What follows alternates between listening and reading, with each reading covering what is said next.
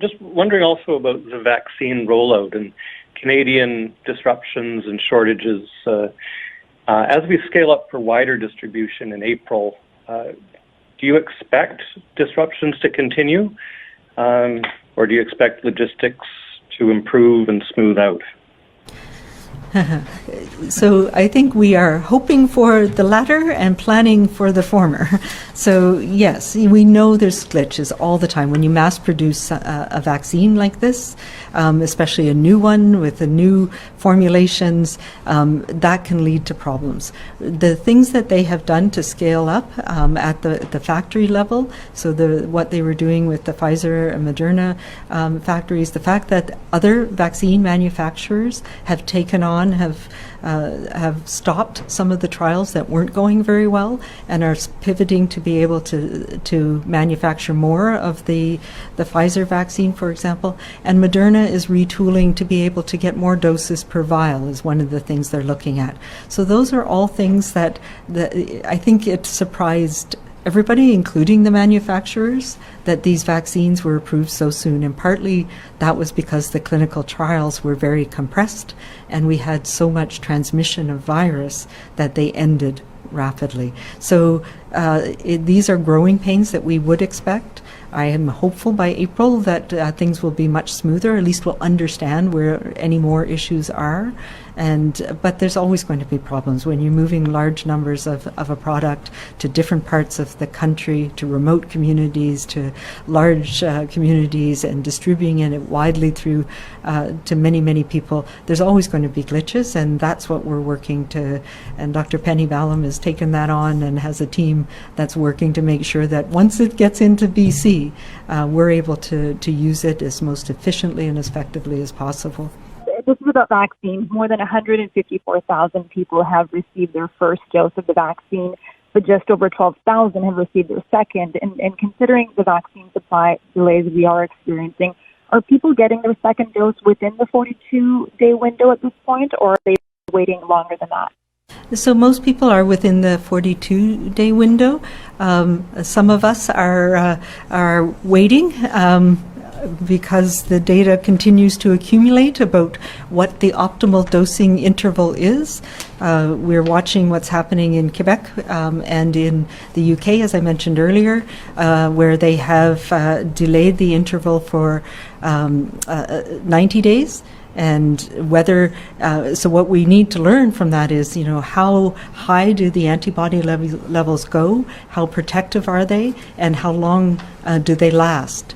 And right now, what we're seeing from the UK, what we're hearing from Quebec, although I haven't seen all of the data yet, and I know our National Advisory Committee on Immunization is working on that. But we have seen good, strong response that lasts for at least the 42 days. And so I have no concerns that if we are delayed because of the vaccine supply, that we will be putting anybody at risk. We've seen very high levels of antibodies develop within a very short period of time, and the data that we're seeing around the world confirms that. So it's not like a medication where it's out of your system and it no longer works. When you receive a vaccine, it stimulates several parts of your immune system. One of the ones that we measure is how many antibodies that we produce.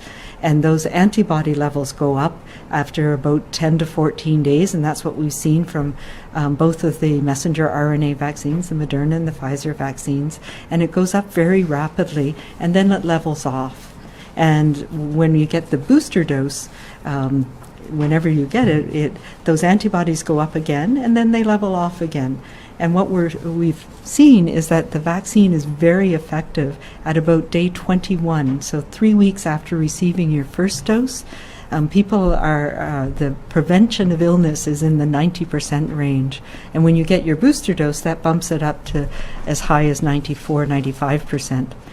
So we are very confident, and we're getting more and more data as the vaccines are being used, that people are protected at least up until 6 weeks and probably quite a bit longer.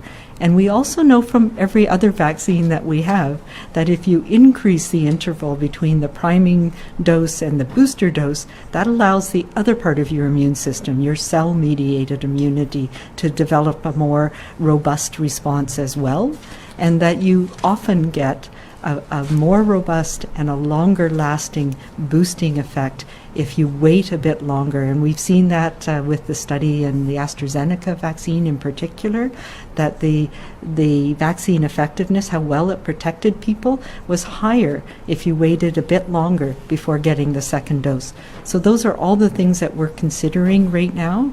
And particularly with the AstraZeneca vaccine maybe coming online in Canada soon. And I think the other thing that's really intriguing is that we're getting more data, particularly from the UK, that's starting a clinical trial, started this week, about mixing and matching. Does your immune system respond better if you get a dose of one vaccine first and then the second, a different vaccine as a booster dose? So if you get the AstraZeneca first, is it better to get the messenger RNA vaccines as the booster, and does that give you better protection or not? So those are some of the really interesting questions that we have all been thinking about since these vaccines became available, particularly the new technologies and trying to understand how they best will protect us in the long term. And I'm really excited to see what comes out of the study in the UK that started now. It shouldn't take too long to understand that a little better.